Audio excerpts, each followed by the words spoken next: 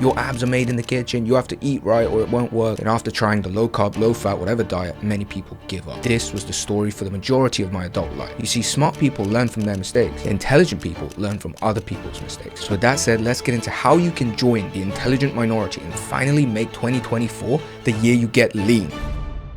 Intelligent people generally have some sort of relationship with science and the scientific method. So if your grandma says don't eat after 6, if your aunt says don't eat close to bedtime, and if the science says you can lose weight as long as you stay in a caloric deficit, they will choose the science truth as being of a higher order than the family wisdom, let's say. Now, I'm not saying that grandma's advice and auntie's advice is wrong. In fact, they're both good advice if you want to lose fat. But the first rule you must respect is the law of thermodynamics, where you stay in a caloric deficit, you will lose weight no matter what. Even if you disobey grandma rule 1 and auntie rule 2, you will still lose weight if you respect science. This doesn't just apply to the law of thermodynamics. This might apply to how often you should train, how muscles recover during rest, which chemicals help you sleep, how much protein you might need to build muscle. Like all of these things, there's now into 2024 so much scientific literature and study on this. So consult yourself. If you can't go to the literature itself directly, go to a trusted source. Maybe it's me, maybe it's someone else, but really start to respect like the scientific truths about how the body is built, how fat is lost, and then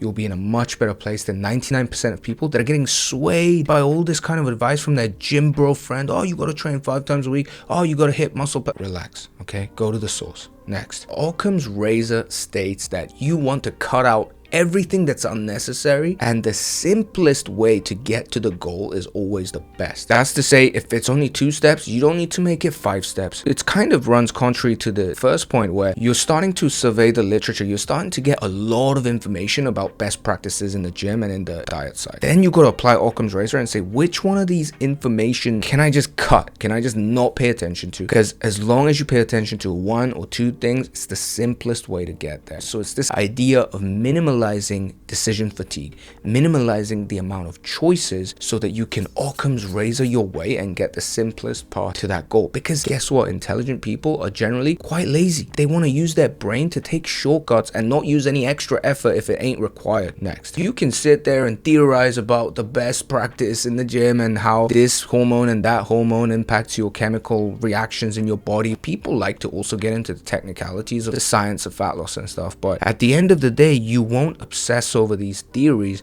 and you'll prioritize action, because intelligent people know action is the real measure of intelligence. Anybody can sit, read books and regurgitate theory, but to actually internalize that knowledge in your bodily practice and action, that's the true measure of intelligence. Next, intelligent people, what they do is they will personalize the diet for them. They see all of these ideas about, oh, it's fasting, paleo, vegan. They see these ideas and they're like, given my life circumstance, given my cultural history, given my dietary requirements, given the prices in my supermarket, how can I personalize it so that I can get the best benefits? Let's say get enough protein, get enough fats, get enough healthy vitamins and minerals without overloading on my total caloric intake. They're thinking like this about how to personalize the good information to their particular situation and building strategies off that. So if you want to succeed, you can't just take a cookie cutter like recipe diet from some fitness influencer random place on a corner of YouTube who lives in America and you live in, I don't know, like Italy, or get it from someone in France and you live in India. Like, you can't be doing that. You need to say, okay, my situation, my parents are cooking the food, my groceries are like this, I cannot find this like minced ground beef, what do I do? You must find a strategy to personalize using the information that we gathered in the first 2 stages of respecting science and simplifying it to the most simple things and then personalizing it to you. Next is that intelligent people will try to build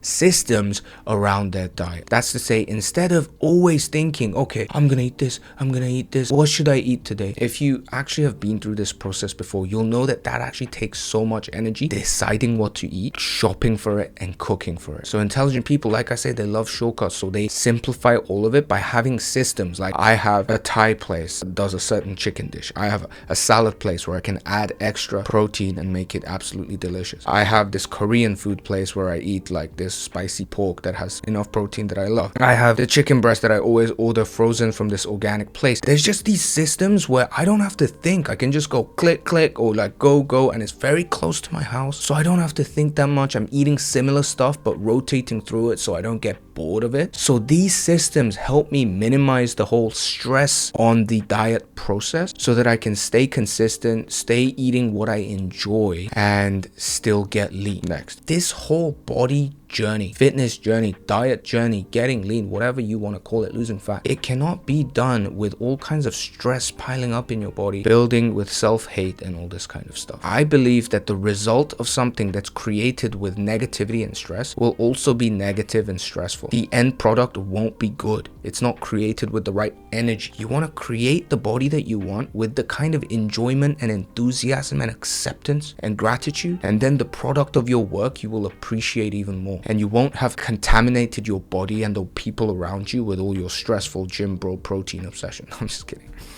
But basically, you want to enjoy the process. How do you do that? You can practice presence, practice gratitude, and become more spiritually aware of the emotions that are coming in and out of your body so that you can say, you know what? This is not the kind of vibe that I want to do. Let me take a deep breath. Let me start appreciating some little things. Let me start being thankful to things. Let me start focusing my attention on what's happening right now. And slowly but surely, these moments stack up and you'll actually enjoy the process a little bit more. People have this wrong idea that they need to not enjoy what they eat to lose fat. Just think to yourself right now, if I say the word diet or losing fat, you suddenly think like, oh, I can't enjoy my food. Like I need to not eat what I love. Do you actually enjoy the workouts in the gym? Or do you feel too tired? Do you feel like it's a chore? Do you feel like you're churning through it? Well, of course you're not going to enjoy it. You need to make it enjoyable, the actual training. I enjoy my training. Of course, sometimes it's hard. Sometimes I grind through it. But 80-90% of the time, I'm enjoying myself in the gym. And in the diet, of course. The biggest thing to enjoy the diet is to actually enjoy what you eat. You just need to understand certain things and then just make sure you enjoy it while staying in a caloric deficit. Next, everything that I'm actually good at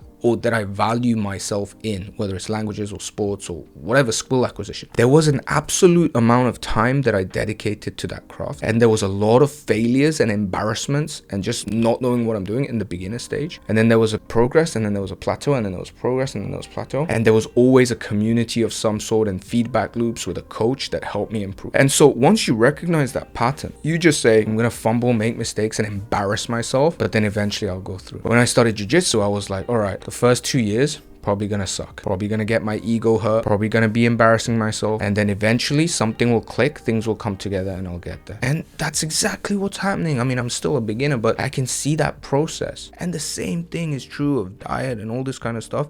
You need to recognize the pattern of other things that have gone well in your life and just apply that to the diet. And one pattern that you might recognize is that whenever you do something in a group, right, in a community that genuinely cares and gives you that feedback and is on the same journey, whenever you have a coach who can help you, drag you through the different barriers to progress, you just get there faster. That can be me, that can be someone else, you can choose whoever, but the main point is stop trying to do this whole thing alone. And that connects to the point about enjoying the process. If you do it with people where you can share the journey, you're going to find it much more enjoyable as well, which is literally like, it could be the difference between you making it and not making it. Think wisely, be intelligent in 2024, and you'll get lean. See you in the next video.